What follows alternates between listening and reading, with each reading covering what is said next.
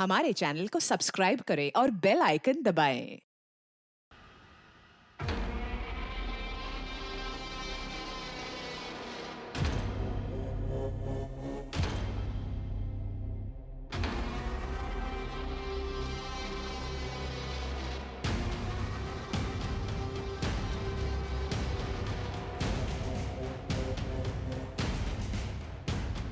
ये थी धोखेबाज नंबर 103।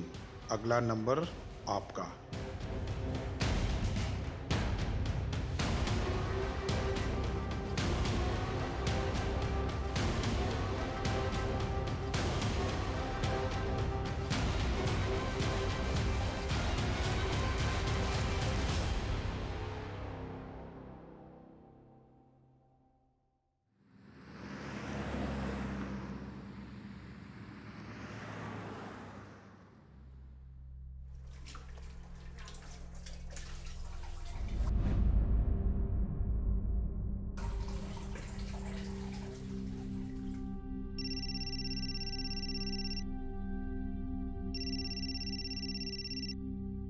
अरे ऋतिक, अरे पूरे 23 दिन बाद फोन किया तूने?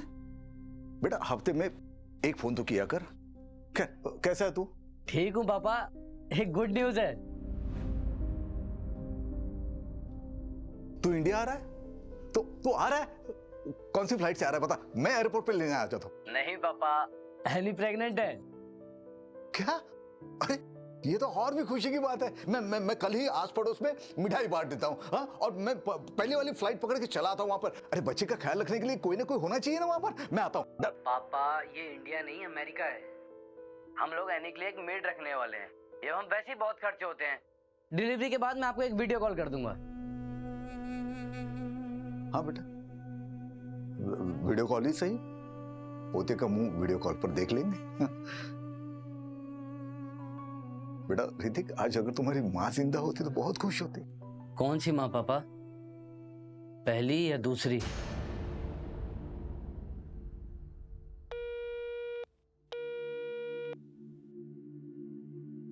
आयला, ऐसा बोला तेरा बेटा? लेकिन तूने तो ये सब उसके लिए किया था ना? मैं 16 साल का था जब पिताजी ने प्राजक्ता से शादी करा दी। प्यार व्यार कुछ पता नहीं था मुझे। ऋतिक हुआ, उसके बाद पल्लवी, उसके बाद प्राजक्ता से बस प्यार होने वाला ही था। हाँ, सब जानती हूँ। मैडम को कैंसर हो गया, मैडम चल बसी, फिर उसके बाद तुमने दूसरी शादी की, तुम्हारी दूसरी बीवी भी भाग गई। 10 बार सुन चुकी हूँ ये स्टोरी। मेरी मानो, तुम ना अभी ये सब चीज के बारे में सोचना छोड़ दो और अपने ये नालायक बच्चों से ना जितना हो सके उतना दूर रहो। टाइम वेस्ट मत करो उनके पीछे। ले, तुम्हारे छोटे भाई का फोन है। ये ना सबसे बड़ा वाला गिद्ध है, मैं बता रही हूँ। हाँ बोल अविनाश। हाँ नरेश भैया, कैसे हैं? मैं ठीक हूँ। पार्थ कैसा है? हाँ अच्छा है, एग्जाम देने गया है। अच्छा मैं क्या कह रहा था भैया, वो आपकी बीपी की दवा है ना? हाँ है। अच्छा वो कोलेस्ट्रॉल वाली? हाँ है, सब कुछ है। अच्छा भैया मैं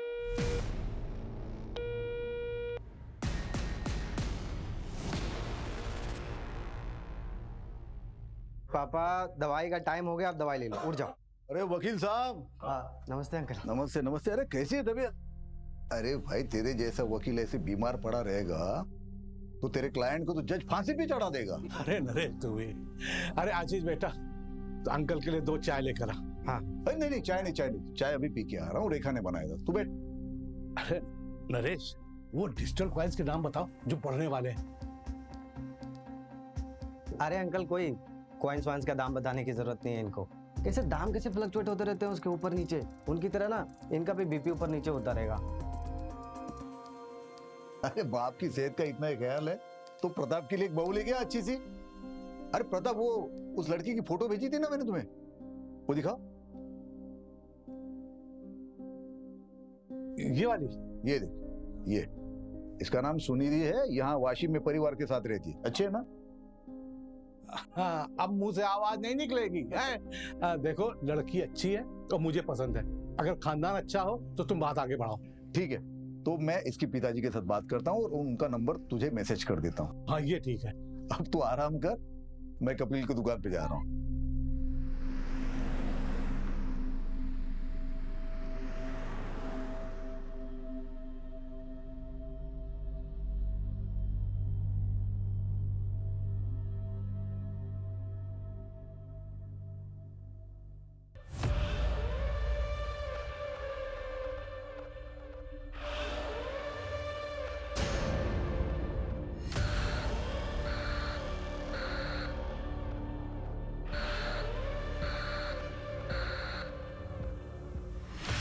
कपिल भाई, मैंने सुना दाल के भाव फिर से बढ़ गए।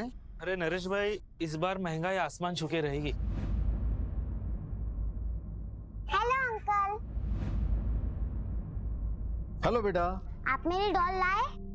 तुम्हारी डॉल? हाँ लाया हूँ ना, घर पे रखी है। लेकिन वो डॉल तुम्हें तब मिलेगी जब तुम्हें 10 में से 10 मार्क्स आएंगे। ओह नो, 9 मार्क्स नहीं चलेंगे? ओह नो, 9 मार्क्स क्यों? वो मेरे को एक सवाल का जवाब नहीं आ रहा था ना। अरे बाप रे, फिर तो बड़ी प्रॉब्लम हो जाएगी कपिल भाई। कपिल भाई, आपकी बेटी तो आपसे भी होशियार है। अच्छा नरेश भाई, आपके हुए 2749 रुपए। ये 3000। छुट्टे में बाद में देता हूँ। ठीक है, बाय अंकल। बाय बेटा। चल आजा, इसका हिसाब करके बता। पापा थोड़ी जल्दी चालू कीजिए ना फैमिली मीटिंग। आप तो जानते हैं ना अमेरिका में टाइम की कितनी वैल्यू है। सब लोग ध्यान से सुनो, मैं अपनी सारी प्रॉपर्टी रेखा के नाम कर रहा हूँ। क्या? इस धंधे वाली के नाम? भैया आप पागल हो गए? इस घर पर मेरा भी अधिकार है। पापा सोच समझ के फैसला करिए। ये रेखा आपसे प्यार व्यार नहीं करती है। अगर आपने इसके नाम प्रॉपर्टी कर दी उसके बाद क्या? ये आपके साथ कुछ भी कर देगी पापा। पापा इससे अच्छा तो ना आप किसी और को डोनेट कर दीजिए प्रॉपर्टी। हे, तुम लोगों की तरह नहीं हूँ मैं, समझी ना? इनसे प्यार करती हूँ और इनकी इज्जत भी करती हूँ। हम लोग मर गए हैं क्या? हमारा हक है इस प्रॉपर्टी पे। और ये कौन है जिसके नाम पे आप सब कुछ कर रहे हैं? ये तुम्हारी होने वाली माँ है। शादी कर रहा हूं मैं इससे। तुम लोगों के होने ना होने से मुझे कोई फर्क नहीं पड़ता, क्योंकि तुम लोगों में से कोई भी मुझे पूछता तक नहीं है। एक रेखा ही है जो हर वक्त हर दम मेरा ख्याल रखती है। छोड़िए ना, आप इन लोगों के चक्कर में अपना बीपी मत बढ़ाइए। ये लोग तो गैरों से भी बदतर हैं। आप चलिए। गैर तो तू है इस घर में, अपनी हद में रह। तमीज से। होने वाली माँ हूं तुम्हारी और तुम्हारी भाभी। निकलो, तुम लोग निकलो यहाँ से, निकलो जल्दी, निकलो यहाँ से।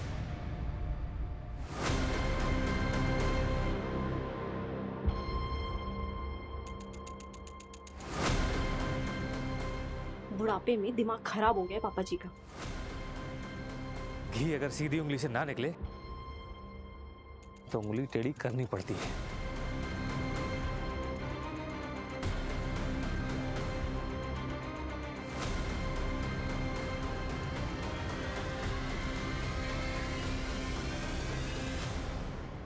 पापा थोड़ी जल्दी चालू कीजिए ना फैमिली मीटिंग।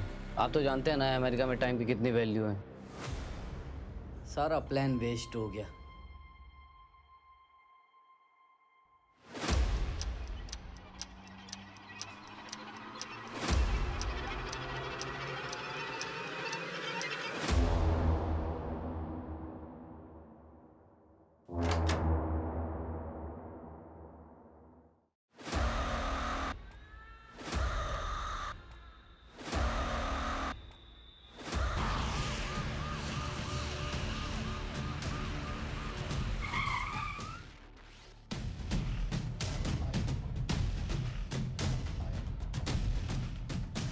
सर, विक्टिम की मंगेतर ने बॉडी देखकर हमें इन्फॉर्म किया। ये कौन है? सर, यही तो है मंगेतर। इनकी? सर, इस तरफ आइए।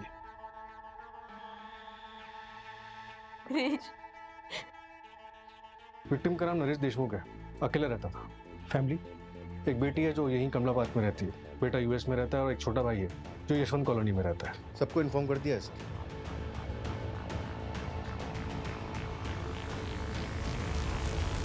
सुनो ना अविनाश, बात को मम्मी के यहाँ पे छोड़ दे क्या?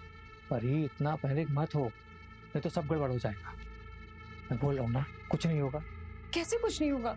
आज नहीं तो कल पुलिस घर पे आएगी ना। देखो, जब पुलिस घर पर आएगी तो हम वैसा ही करेंगे जैसा हमने प्लान किया है। तुम अगर इतना घबराओगी तो सब गड़बड़ हो जाएगा। और वो देखा, उसका भी इंतजाम कुछ कर देता हूँ। अच्छा सुनो, मैं लेट हो रहा हूँ, पल्लवी आ गई हुई, मैं जाता हूँ, ध्यान रखना।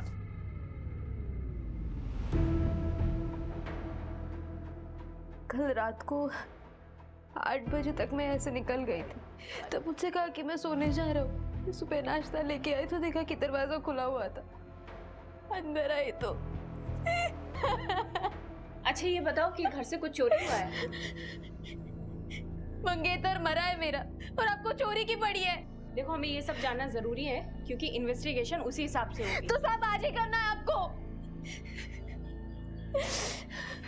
मंजू, पंचनामा करके बॉडी को तुरंत पोस्टमार्टम के लिए भिजवा। Okay sir. जैसे ही फैमिली से कांटेक्ट होता है थाने बुलाओ।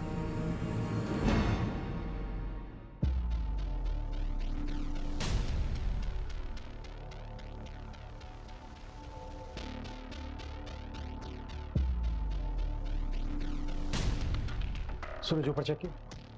No sir, sorry sir.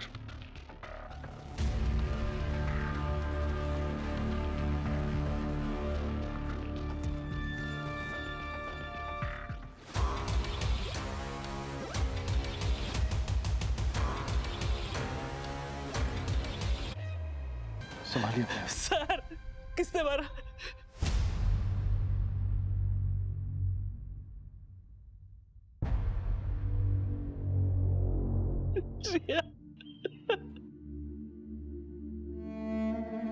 Naresh भाई रिया के लिए एक पिता की तरह थे। वो उसे ट्यूशन पढ़ाते थे। कई बार वो पढ़ते पढ़ते वही सो जाती थी। कल भी रिया गई थी ट्यूशन पढ़ने उनसे? नहीं, मैंने उसे नरेश भाई के छुट्टे पैसे लौटाने भेजा था। क्यों क्यों भेजा? संभालिए अपने आप को। तो जब रिया वापस नहीं आई तो आप उसे नरेश जी के घर देखने नहीं गए? मैं दुकान पे था देर रात तक। हमेशा की तरह मुझे लगा शायद वो वहीं सो गई होगी। मुझे जाना चाहिए था, मेरी बच्ची बच जाती। रिया की माँ कहाँ है? 3 साल पहले मुझे और रिया को छोड़कर भाग गई वो।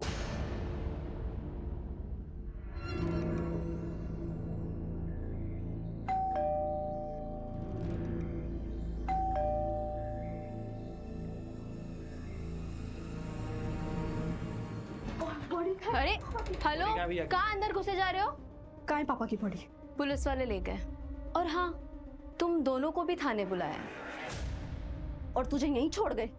हाँ, उन्होंने कहा कि घर वालों को भेज देना। अक्सर असली दुश्मन घर वाले ही होता है ना। चल पल्लवी। वैसे कल रात के झगड़े के बारे में मैंने अब तक पुलिस वालों को नहीं बताया। हाँ, अगर चाहती तो बता सकती। मतलब क्या है तेरा? कल रात को ही तुम लोगों के साथ उनका झगड़ा हुआ। या आप पागल हो गए? इस घर पर मेरा भी अधिकार है। और कल रात को ही उनका मर्डर भी हो गया। अब इसका मतलब तुम निकालोगे या मैं पुलिस वालों को बताऊं? क्योंकि वो एकदम परफेक्ट मतलब निकालेंगे नहीं। सुन, वो मेरे भैया थे और पल्लवी के पिता। खून का रिश्ता है हमारा उनसे। और तू ना हमसे दूर ही रहना। चल पल्लवी।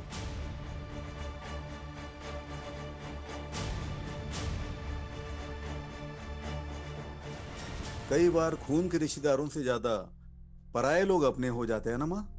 कोई अपना अपना नहीं होता, सब पैसों के रिश्तेदार है। पैसा है बच्चे अपने, पैसा है रिश्तेदार अपने। पैसा खत्म, रिश्ता खत्म। तू क्यों फिक्र कर रहा है? तेरे पास तो इतना सारा पैसा है। तेरी गाड़ी आई? अरे नहीं माँ, इस उम्र में गाड़ी लेके क्या करूंगा। मैं सोच रहा हूँ पल्लवी को गाड़ी लेके दे दूं। वो बेचारी स्कूटी से जाती है कॉलेज। कितनी बार समझाया तुझे, पर तू नहीं समझता। लुटा दे अपनी सारी दौलत अपने नालायक रिश्तेदारों पे, लेकिन जब तू मरेगा ना, तेरे कफन के लिए किसी के पास से पैसा भी नहीं निकलेगा। तो तू दे दे ना कफन। हाँ, दे दूंगी ना। ये चादर तूने ही दी है ना, यही दे दूंगी। शहर में हुए डबल मर्डर ने पूरे खोपोली के लोगों को सकते में डाल दिया है। इस चौंका देने वाले मर्डर ने एक बार फिर से पुलिस प्रशासन पे सवाल उठाया है। क्या शहर के लोग सेफ हैं? देखिए, बॉडी पोस्टमार्टम के लिए भेजी गई है, 24 घंटे बाद आपको दे देंगे। पापा तो बहुत अच्छे आदमी थे, भला उन्हें ऐसे कोई क्यों मारेगा? क्यों झूठ बोल रही है पल्लवी? सर मैं आपको बताता हूँ, दरअसल भैया एक नंबर के अड़ियल इंसान थे। भाभी के जाने के बाद उन्होंने ऋतिक को अमेरिका भेज दिया, तो जिससे उनकी अय्यासी चलती रहे। सर आप देखना, पीएम की रिपोर्ट आने वाली है, उसमें पक्का उनको एड्स निकलेगा। चाचू, आप ये क्या कह रहे हैं? हाँ तो झूठ क्या बोल रहा हूँ, जो सच है वही बता रहा हूँ। तो रेखा को पता था ये सब? उसे क्या ही फर्क पड़ता है, वो तो खुद एक धंधे वाली थी। रेखा तो मंगेतर थी ना नरेश जी की। हाँ, दिमाग खराब हो गया था पापा का। कल रात आप लोग कहाँ थे? अपने घर पे पापा से मिलने गए थे, फिर सब अपने अपने घर आ गए। सब एक साथ मिलने गए थे, जाहिर सी बात है कोई खास वजह होगी। कल रात पापा अपने प्रॉपर्टी का बंटवारा करने वाले थे। तो हो गया बंटवारा? मैं अपनी सारी प्रॉपर्टी रेखा के नाम कर रहा हूँ। भैया आप पागल हो गए? निकलो यहाँ से। भैया नहीं सर, बस कैजुअल डिस्कशन हुआ और कुछ नहीं।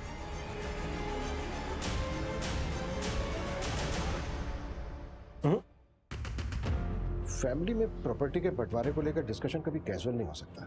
सूरज, फैमिली के सभी मेंबर्स की डिटेल निकालो और नरेश की बैंक डिटेल्स भी। सर मैंने बैंक डिटेल्स चेक की थी, उसमें कुछ भी नहीं निकला। सर वो नौटंकी रेखा, वो कल रात भी एक कस्टमर के पास गई थी। व्हाट? मतलब पतिव्रता होने का नाटक कर रही थी?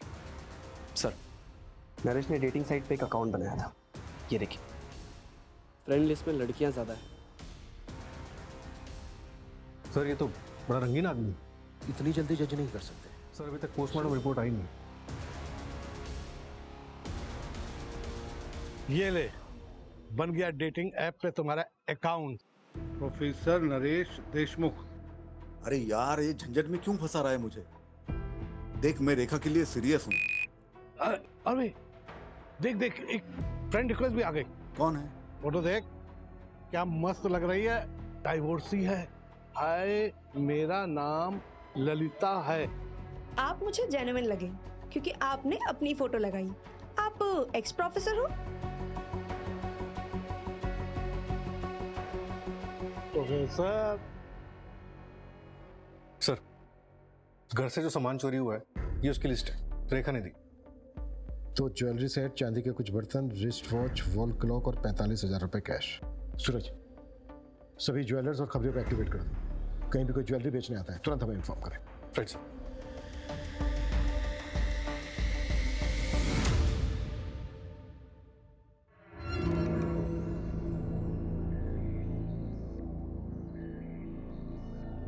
सर कपिल की बीवी नीतू के बारे में पता किया मैंने, रत्नागिरी से है। वहाँ उसका मायका भी है और 8 महीने से वहाँ वो किसी आदमी के साथ रह रही है। कपिल ने अपनी बीवी को डिवोर्स दिया था क्या? पता नहीं सर, लेकिन नीतू ने कभी रिया को ले जाने की भी कोशिश नहीं की। अविनाश, हाँ? उस रात झगड़े के बाद तुम वापस घर नहीं आए थे, कहाँ गए थे? वो अपने एक दोस्त के यहाँ गया था। क्यों? ऐसे ही। और जब मैं घर पर आया तब तुम घर पर नहीं थी। कहाँ गई थी? कचरा फेंकने गई थी। फालतू के सवाल मत पूछा करो मुझसे।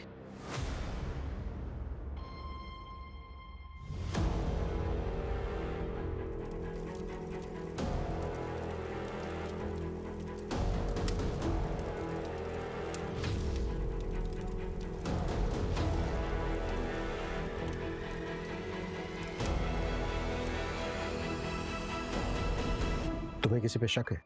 सर मुझे शक नहीं, पूरा यकीन है ये काम रेखा का ही है और अब वो चली भी गई है। इतने यकीन के साथ कैसे कह सकते हो? सर पापा उसके नाम पे प्रॉपर्टी कर रहे थे, तो उनके मर्डर के बाद पूरा बेनिफिट उसे ही मिलेगा। प्रॉपर्टी उसके नाम पर हुई? नहीं।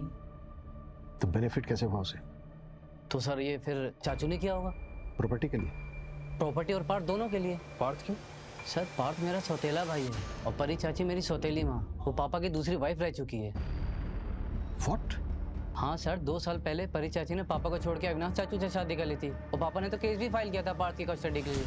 इन्हीं सब के बीच पापा उस रेखा के चक्कर में फंस गए और चले थे उस धंधे वाली से शादी करने।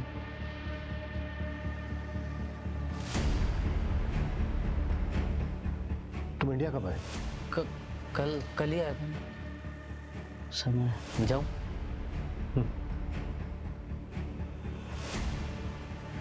ये बात हमें अविनाश और परी ने क्यों नहीं बताई?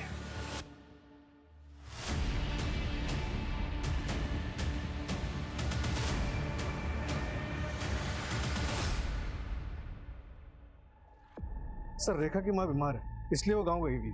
ये रेखा की माँ है भी या नहीं? सर पोस्टमार्टम रिपोर्ट आ गई है। नरेश की मौत 31 मार्च की रात को 9 से 1 के बीच में हुई। शायद कातिल नरेश के जानने वाला था। कॉल रिकॉर्ड्स और फोन लोकेशन कब तक आ रही है? कल तक आ जाएगी सर। रिया की पोस्टमार्टम रिपोर्ट का क्या हुआ? हो सकता है रिया को नरेश से पहले मारा गया हो, लेकिन डिफरेंस सिर्फ 1 घंटे का है। तो क्या मेन टारगेट रिया थी?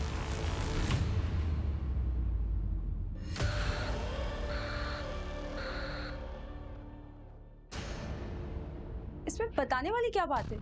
हम लोग ऑफिशियली अलग हुए थे और इस बात को 2 साल हो चुके हैं। हम सबके बीच में वैसे भी सब ठीक ही चल रहा था। पार्थ की कस्टडी को लेकर केस चल रहा था आप लोगों के बीच, और आप कह रही हैं कि सब कुछ ठीक चल रहा था? देखिए, आपको मुझ पे शक है ना, तो पहले जाइए सबूत लेके आइए, फिर बात करेंगे हम। वो तो हम ले ही आएंगे।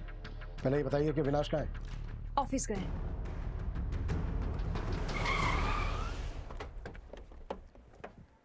सर नरेश की सीडीआर में किसी ललिता चौहान नाम की लड़की का नंबर मिला है। काफी बातें होती रहती थी उससे।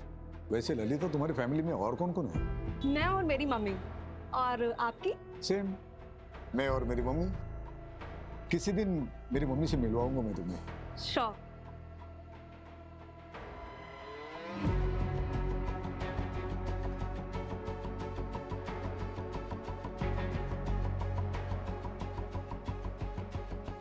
देखो ललिता, मुझे गलत मत समझना, मैं एक दोस्त की तरह मिलने आया हूँ तुम्हें। और ये ऐप पे जो अकाउंट है ना, वो मैंने नहीं बनाया था, मेरे दोस्त ने बनाया था मेरे नाम से, और ऑलरेडी मेरी एक मंगेतर है। It's okay, I understand. Actually मुझे आपसे एक हेल्प चाहिए थी। आप आरएम सहानी कॉलेज में प्रोफेसर थे ना? हाँ। मैं वहाँ जॉब के लिए अप्लाई करना चाहती हूँ, तो क्या आपकी कुछ मदद मिल सकती है? अरे बिल्कुल करूंगा। वहाँ के प्रिंसिपल तो मेरे दोस्त है, बहुत अच्छे दोस्त है। मैं बात करता हूँ उनसे, तुम सिर्फ इंटरव्यू दे के आना। Thank you so much. क्या? लेकिन नरेश जी की माँ तो है ही नहीं। अरे लेकिन ऐसे कैसे हो सकता है? उन्होंने तो मुझे अपनी माँ की फोटो दिखाई थी और वो उनसे मुझे मिलाने भी वाले थे। अच्छा, तुम्हें नरेश जी ने कभी कुछ और बताया या फिर उनके बारे में कोई ऐसी बात जो इन्वेस्टिगेशन में हमारी हेल्प कर सके? पता नहीं आपके लिए कितना हेल्पफुल होगा, पर नरेश जी ने बताया था कि उनका एक भाई है। क्या नाम है उसका? हाँ, अविनाश। वो थोड़े अजीब हैं, अडल्ट साइट्स और डार्क वेब देखने के आदी हैं। हेलो, क्या?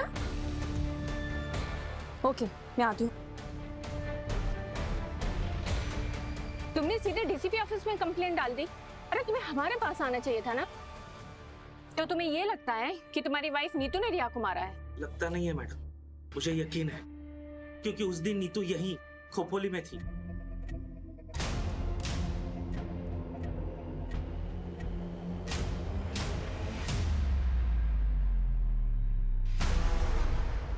तो तुमने हमें ये सब पहले क्यों नहीं बताया था? बेटी की लाश हाथों में थी मैडम, मेरा दिमाग सुन हो गया था। तो जब याद आया था तब पुलिस स्टेशन आना चाहिए था ना। तुम तो पहुंच गए सीधे डीसीपी ऑफिस। हम गरीबों की कौन सुनता है मैडम, और मैं देख रहा हूँ आप लोग सिर्फ नरेश भाई के मर्डर की जांच कर रहे हैं। आप लोग ये मान चुके हो कि जो कुछ हुआ है वो नरेश भाई के लिए हुआ है और उसमें मेरी बेटी रिया की जान गई। लेकिन इसका उल्टा हुआ है मैडम, रिया को नीतू ने मारा है और उसमें नरेश भाई मरे। हाँ सुनो, एक नंबर ट्रैक करो, अर्जेंट है। नीतू शर्मा नाम है, नंबर भेजती हूँ मैं।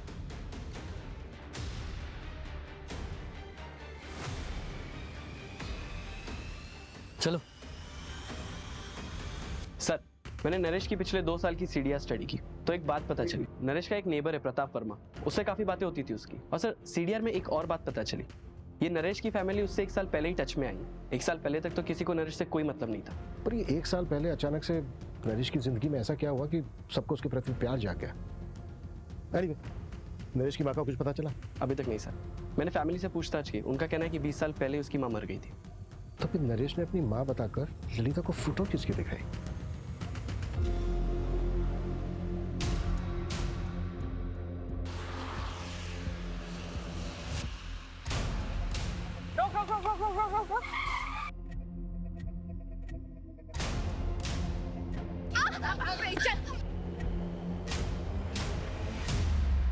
मैंने कुछ नहीं किया। मैं तो अपनी रिया को वापस लेने आई थी।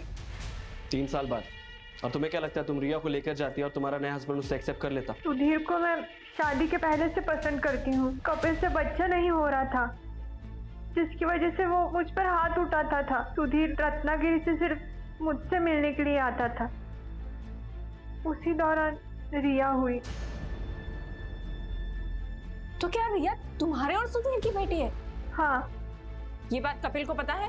पता नहीं, पर रिया से मेरी फोन पर बातें होती रहती थी।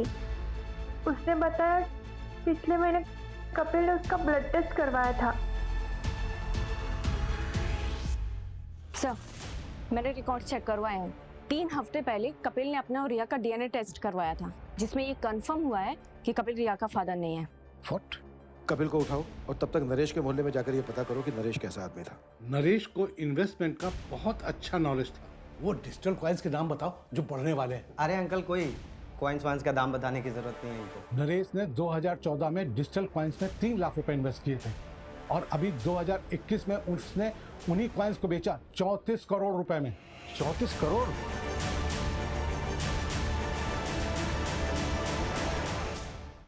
कहाँ है ये 34 करोड़? हमने तो उनका बैंक अकाउंट चेक किया था, उसमें तो कुछ भी नहीं मिला। अबे 34 करोड़ कहाँ है ये तो मुझे नहीं पता, लेकिन ये नरेश के रिश्तेदार जो उसके पीछे दुम हिलाते घूम रहे हैं, वो सिर्फ उस 34 करोड़ के लिए। 34 करोड़ ना नरेश के बैंक अकाउंट में है और ना ही उतना पैसा उसके घर में मिला। हाँ सर, पूरे 34 करोड़ रुपए गायब है। आखिर इतना सारा पैसा उसने रखा कहाँ होगा? और सर 1 साल से इतना पैसा रखना क्राइम को खुला इन्विटेशन देने के बराबर है। सर, कपिल फरार हो गया है। उसके घर में ताला लगा है और नंबर भी स्विच ऑफ आ रहा है।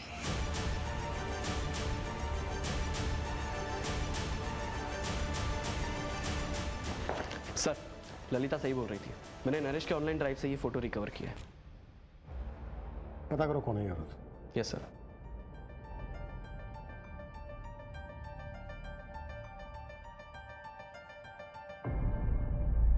उसका एक लड़की के साथ अफेयर है। व्हाट? हाँ सर, सुनिधि नाम है उसका। ये देख, ये इसका नाम सुनिधि है। यहाँ वाशिम में परिवार के साथ रहती। दोनों लिव इन में रहते हैं। नरेश ने इन दोनों को अलग करने की भी कोशिश की थी। देखो सुनिधि, मैंने तुम्हारे लिए बहुत अच्छा लड़का देखा है, अच्छी फैमिली से। मेरे दोस्त प्रताप का बेटा है, वकील फैमिली से। पापा, आई डोंट बिलीव दिस। मुझे लगा आप यहाँ पे मेरे और सुनिधि के रिश्ते को एक्सेप्ट करने आए, लेकिन आप तो हमारे रिश्ते को तोड़ने में लगे। लेकिन मैं ऐसा होने नहीं दूंगी।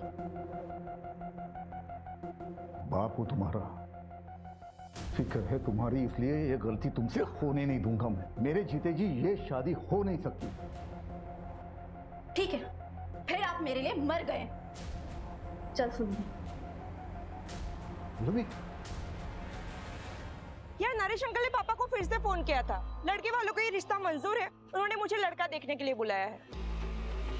तू फिक्र मत कर, मैं हमारे बीच किसी को भी नहीं आने दूंगी, किसी को भी नहीं।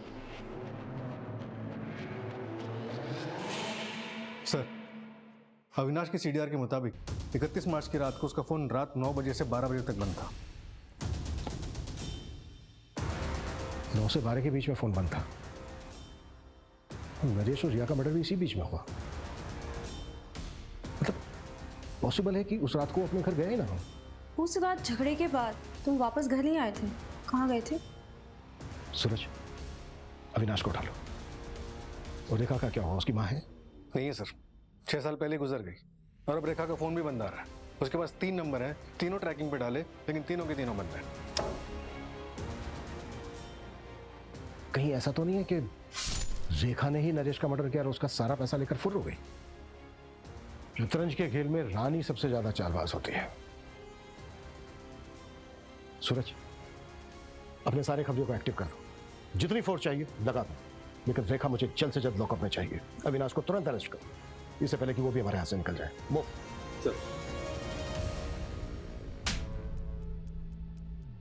याद आया? हाँ, वो 34 करोड़ वाली बात। मुझे पता था कि भैया के पास 34 करोड़ रुपए हैं, पर मैंने नरेश भैया का मर्डर नहीं किया सर। 31 मार्च की रात को अपना मोबाइल फोन बंद करके कहाँ गया था तुम? वो मैं अपने एक दोस्त के यहाँ गया था। दोस्त का नाम और नंबर बोलो। बंसी नाम है उसका। नंबर मेरे मोबाइल में है, मैं देख के बताता हूँ आपको। उसकी जरूरत नहीं है।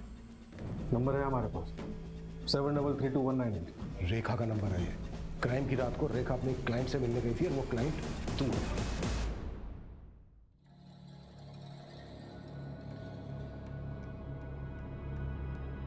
क्या रेखा, इतना बड़ा हाथ मार लिया फिर भी चिंदीगिरी करने आ गई? राजा, तू ना मेरा कस्टमर है और अब तक करोड़पति बनी नहीं हूं मैं। आज जब बन जाऊंगी तब सोच लूंगी ना। चल, टाइम खोटी मत कर, जो करना है वो जल्दी कर। रेखा और तू दोनों नरेश से जुड़े हुए थे और क्राइम की रात को तुम दोनों साथ में थे। ये बात छिपाई क्यों हमसे? सर, माना कि ये बात मैंने आपसे छुपाई, पर अब तो आपको पता चल गई ना। हाँ, मैं एक अनलॉयल हस्बैंड हूँ, धोखेबाज भाई हूँ, पर इससे ये साबित नहीं होता कि मैंने नरेश भैया का मर्डर किया है। क्राइम वाली रात को तू होटल से 1 घंटा पहले निकला था, कहाँ गया था? सर, एक मिनट। सर, जैसे ललिता ने कहा था, मैंने अविनाश की सर्च हिस्ट्री कंगाली। अविनाश डल साइट्स और डार्क वेब देखने के आदी हैं। मुझे कुछ मिला नहीं, तो मैं रैंडमली डार्क वेब पे सर्च कर रहा था, तो मुझे ये वीडियो मिला।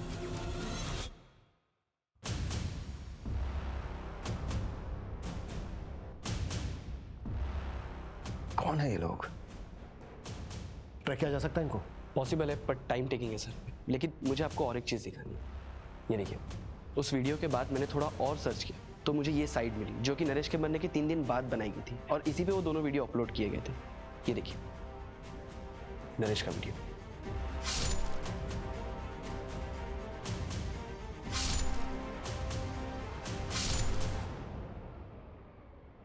नरेश का मर्डर रिकॉर्ड किया गया। इसका मतलब ये है कि कम से कम 2 लोग थे वहां पर, एक मारने वाला और एक वीडियो बनाने वाला। और तो और सर, नरेश के नाम से ही अपलोड किया गया है। वीडियो का टाइटल है नरेश देशमुख पनिशमेंट। कैसा पनिशमेंट है? और वो जो दूसरा वीडियो बता रहे थे वो? हाँ सर।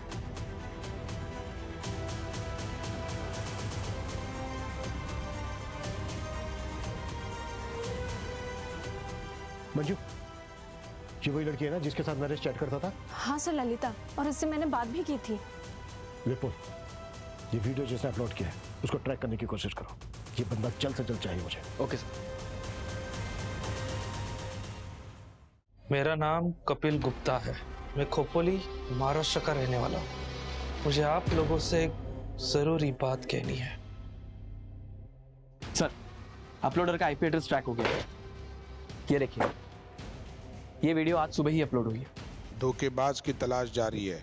अगर आपको भी किसी ने धोखा दिया है तो उसका प्रोफाइल हमें भेजिए, उसकी सजा हम तय करेंगे। ये तो खुलेआम सुपारी उठा रहा है। नहीं सर, हर कोई डार्क वेब एक्सेस नहीं कर सकता। आईपी एड्रेस क्या है? शॉकिंग है सर, ये देखिए। ये मास्क तुम्हारे घर से मिला है और डार्क वेब का जो आईपी एड्रेस है वो तुम्हारे फोन का है।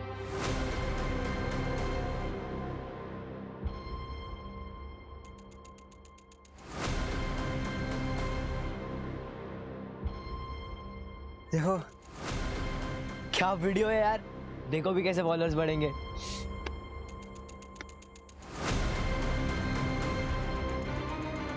सर, हम लोग सिर्फ फेक मर्डर सीन शूट करते थे वायरल होने के लिए। हमने नरेश का मर्डर नहीं किया है। तो तुम अपने फादर को उनके नाम से बुलाते हो? मेरा कोई बाप नहीं है, सिर्फ एक माँ है। इस लड़की के साथ क्या किया? कौन है ये? हम नहीं जानते। ये बच्चे नरेश का मर्डर करेंगे मुझे नहीं लगता। नरेश का मर्डर बहुत ही ब्रूटली हुआ है, इनके बस की बात नहीं है। सर, वो बूढ़ी औरत, उसको ट्रेस कर लिया है, लोकेशन मिल गई उसकी। गुड। कपिल की लोकेशन मिली? नहीं सर, कपिल अभी भी फरार है। चलो तब तक बूढ़ी औरत से मिलते हैं। Okay sir. सर, उस बूढ़ी औरत को ओल्ड पुणे हाईवे पे देखा गया है।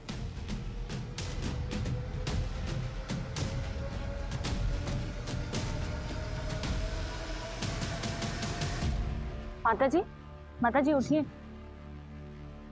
मैंने समझाया था उसे, लेकिन उसने मेरी बात नहीं मानी।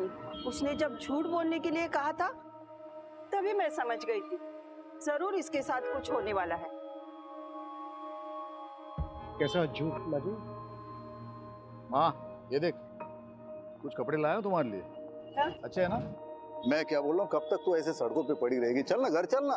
अरे बाबा, अपने घर की महाभारत झेल चुकी हूँ मैं। बेटा और बहू ने सड़कों पे फेंक दिया, अब तेरे घर की महाभारत झेलूं? मुझसे नहीं होगा। अरे माँ, मेरे घर में महाभारत होने के लिए घर में कोई होना भी तो चाहिए। क्यों? पैसों की बात सुनकर कोई नहीं आया? सोचा था 34 करोड़ का झूठ बोलूंगा तो सारे दौड़े चले आएंगे, सारे साथ में रहेंगे, फैमिली साथ रहेगी, अच्छा लगेगा। तो कोई फायदा नहीं हुआ। उन्हें प्यार नहीं है मुझसे, पैसों के लिए फोन करो, दिखावे के लिए फोन करो। तो क्या वो क्रिप्टो की 34 करोड़ वाली बात झूठ थी? और नहीं तो क्या। अरे अरे साहब, 34 करोड़ होते तो राजा की तरह नहीं रहता।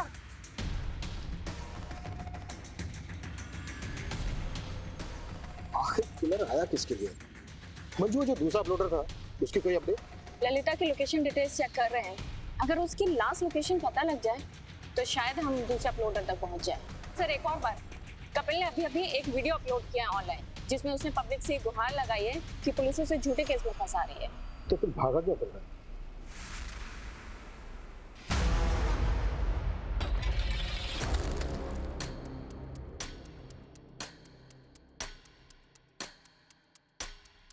रिया, ये ले, ये नरेश अंकल को पैसे लौटा दे। अभी? हाँ अभी, और वहीं पे सो जाना। बाबा, मुझे आपके साथ रहना है। बोला ना तुझे एक बार, समझ में नहीं आता? जा।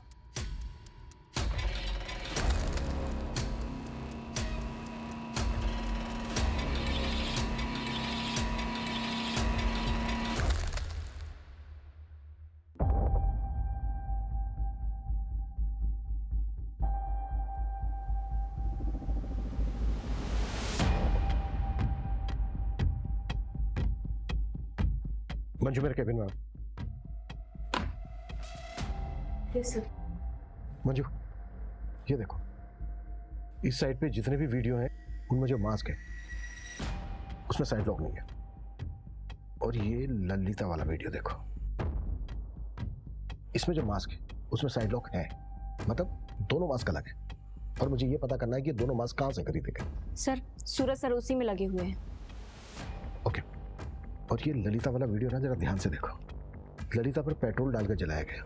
जब भी किसी जिंदा इंसान को जलाया जाता है तो चीखता है, चिल्लाता है, तड़पता है, इधर उधर भागता है, लेकिन ललिता की बॉडी में कोई मूवमेंट नहीं है, सिर्फ चीखने की आवाजें आ रही है। तो क्या ये साउंड फेक है? सर, ये मास्क ऑनलाइन खरीदा गया। ये देखिए, ये है बायर्स की लिस्ट। और सर, ये हाईलाइटेड नाम देखिए।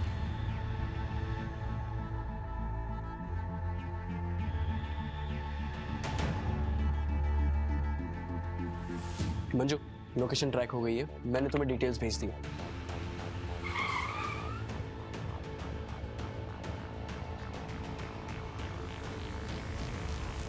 कौन? Room service.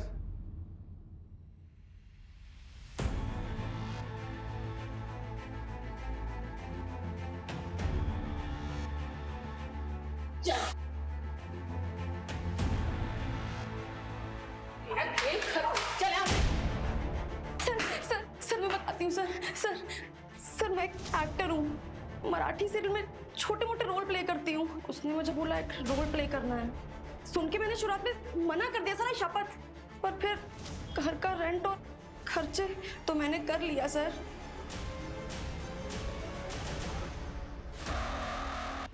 अरे नरेश, वो डिजिटल कॉइन्स के दाम बताओ जो बढ़ने वाले हैं। अरे अंकल, कोई कॉइन्स वाइन्स का दाम बताने की जरूरत नहीं है इनको।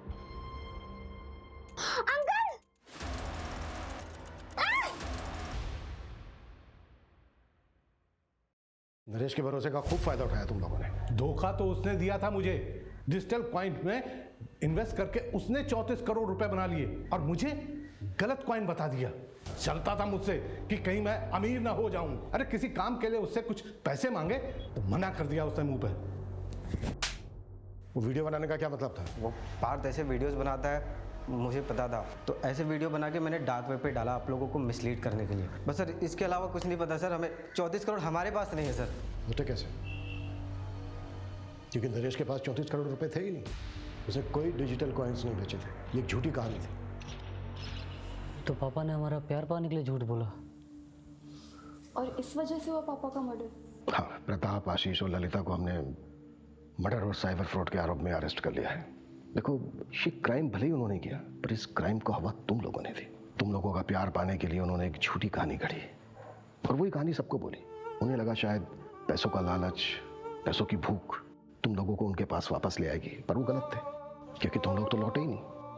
और उस झूठी कहानी ने गिद्धों को निमंत्रण दिया, जिसकी वजह से वो अपनी जान गंवा बैठे। और उनके साथ वो बच्ची रिया भी बेवजह मारी गई। ये जिंदगी बहुत छोटी है, इसे अपनों के साथ बहुत प्यार से गुजारिए। कभी उन्हें अकेलेपन का एहसास नहीं होने देना चाहिए।